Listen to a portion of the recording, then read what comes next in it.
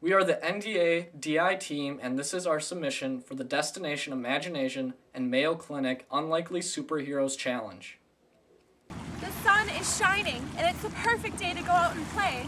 So we're sitting here on the shore of this very clean bay. In the summer, without the entertainment of the eye, We need something to do, or else I might cry. so as I sit down and remove my socks, why don't we take a swim on the River Fox? I tell you, my friend, I quite agree. You are brilliant, young Christy Marie. Stop right there! You're right. The rhyming was getting old anyway. No, I actually thought the rhyming was quite nice. I just didn't want you swimming in this melted ice. The moment has passed. No more rhyming, and I mean it. Does anybody want a peanut? So, why can't we go swimming in the river? Well, there are all these bad health guys.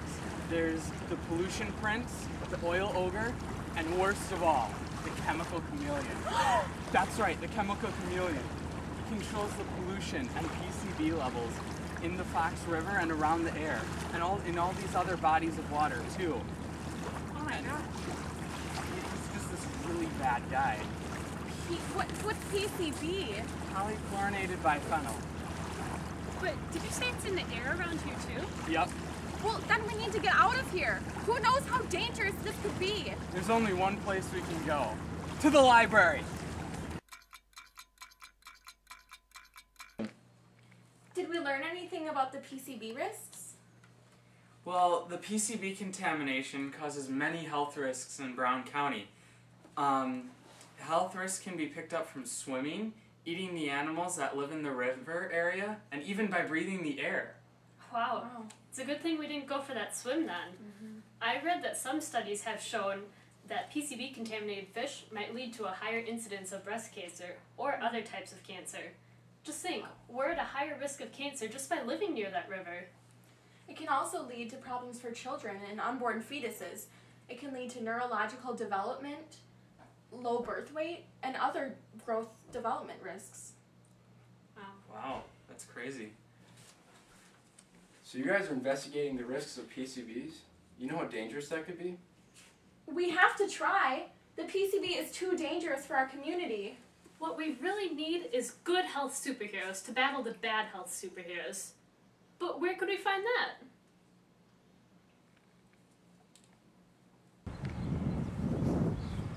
Captain Communication. Windy Warrior.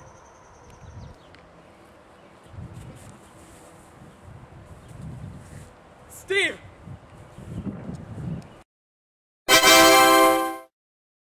Go team! I'll alert the community to the health issue.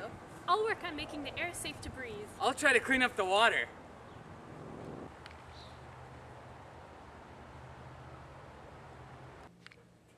The community needs to be alerted to the dangers of PCB.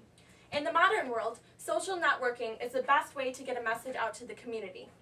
I'll make a Facebook, Twitter, Instagram, Pinterest, and YouTube page where we can share information with the community.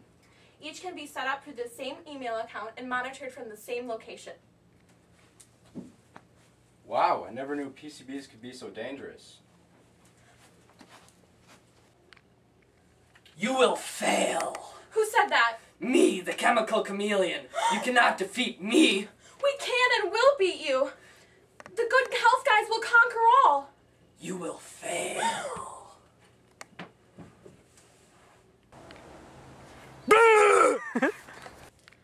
So how can I solve the problem in the air? I know.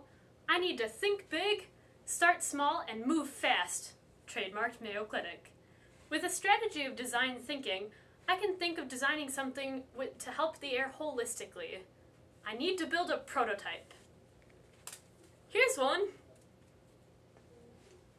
What's that? Something that'll never work. It's an air filter to help protect you from the dangerous contaminated air around the Fox River. If you want to take a stroll by the water, you can simply breathe through this normally and then exhale into the air, and it will keep you safe. It looks like a giant cigarette. Nobody will ever use it. Yeah, but it's filled with activated carbon, which traps the PCB molecules in its pores. Then it simply allows the air to pass through. Psh, but it won't last forever. It can be cheap and disposable, and you can buy a whole box of them at once.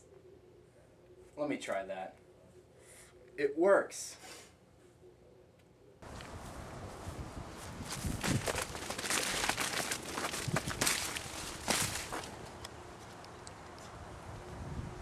Okay, so I need to work on cleaning up the water. How can I do that? I know, I can make a UV cleanser.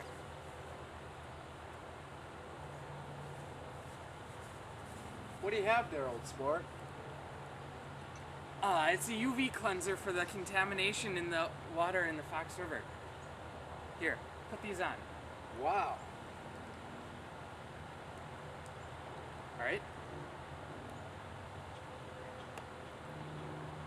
The higher wavelengths in the UV light break the covalent bonds of the PCB molecules, and the chlorine and the hydrogen break off, and then the chlorine bonds with the ozone from the lights, and that creates a safe product. Wow, that's impressive.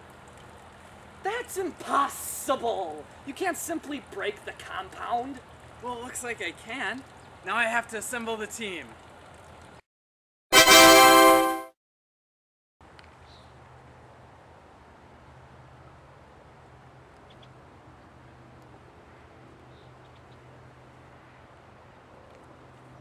Uh-oh.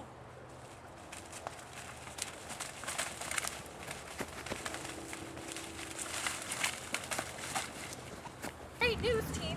Using a system of social networking, I found a way to alert the community about the health issues. That's great. I made an air filter that allows us to breathe more easily when you're around the water in the PCB. And I made a UV filter that'll help us filter the water in a sample. Nice. Now there's only one thing left to do. Take down the Chemical Chameleon once and for all. But how can we do that? You can't. It's impossible. Nothing is impossible. Wait, if I use my UV filter as a ray gun, we can break them apart into chlorine oxide and oxygen gas. After all, he is a chemical chameleon. No!